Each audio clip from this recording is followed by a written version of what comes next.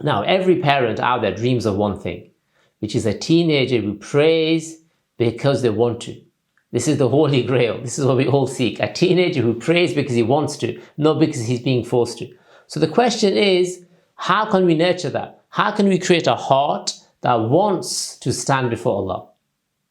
How do we guide our teenagers now in a world of distraction, in a world where there's so many tempting things around them? And how do we allow them to now actually invest in Salah? And we begin where the Prophet ﷺ began, which is with the heart, with seeking to gain the heart of our teenager. So we're going to look at a number of things here. Number one, start with the heart, not the command. Yeah, many of us as parents will just repeat instructions. Go and pray, or you're going to be late. Make sure you make your wudu, etc. But these types of rules without relationship create resentment. If the heart is not nurtured to love Allah subhanahu wa ta'ala, if the heart is not nurtured to love the salat, love prayer, then how is it ever going to pray voluntarily? Just to make it something prescriptive takes away the heart of the prayer. And this is what makes it difficult. So in other words, in a simple way, our teenagers need two things. They need connection to Allah subhanahu wa ta'ala, and they need a reason to pray. They need an actual reason to pray. Number two, make salah feel safe, not stressful. So some teenagers, they don't avoid the prayer, they just avoid the pressure around it. They don't like being criticized, they don't like being compared to others, they don't like being told that prayer needs to improvement. Yeah, but instead of that, the Prophet ﷺ, he made the prayer something different. He made the prayer a place of comfort, a sanctuary, a place where you can now unload your worries, not increase in stress. Yeah. And we know the beautiful statement of the Prophet ﷺ, where he said, "Qurratu ayni fi salah," that the coolness of my eyes is in prayer. He would yearn for it. He would ask Sayyidina Bilal, "Arihna ya Bilal," just relieve us of this stress so we can go into prayer. And this reality, mashallah, imagine how teenagers felt that. Yeah, they would have a completely different relationship to prayer and also to the religion in general. And they would desire to just simply be with Allah subhanahu wa ta'ala. And they would want to return to this prayer again and again, such that it would become the central purpose of their life. Number three, teach the meaning, not just the motion. Yeah, subhanAllah. Teenagers are intelligent. They question things, they want to understand, they want to actually reflect, and they want to engage their minds. But we deprive them of this. Yeah, we teach them the movements of the prayer in words that they don't understand. Yeah, but what about if they actually knew why they were standing, why they were bowing, the significance behind the movements and the words themselves? Reality, many of us as parents don't know the meanings of the prayer. So how can we then impart this to our children? Yeah? So we have to improve ourselves and help them to appreciate that the prayer is where Allah subhanahu wa ta'ala listens. It's where you are now able to unload your worries and become revived and renewed for the day. Number four, let them see the salah in you, not just hear it from you. Children don't copy lectures.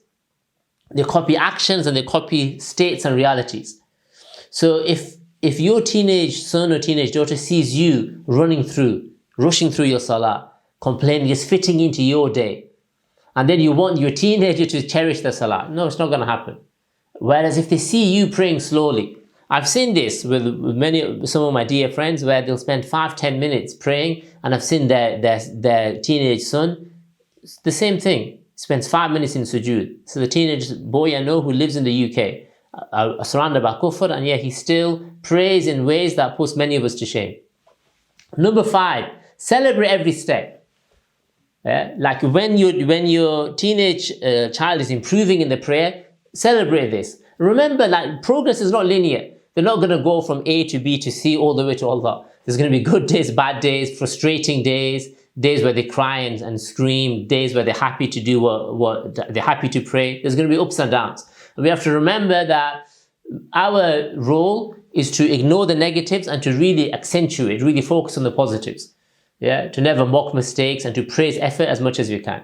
And once we do this, then inshallah ta'ala, these small efforts of our beloved teenagers will then establish and become something greater.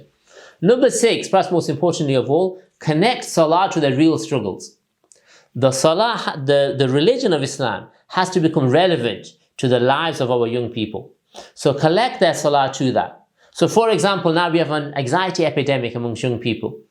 Many young people suffer from anxiety. Rates of suicide have tripled or even quadrupled within the UK in the last few years.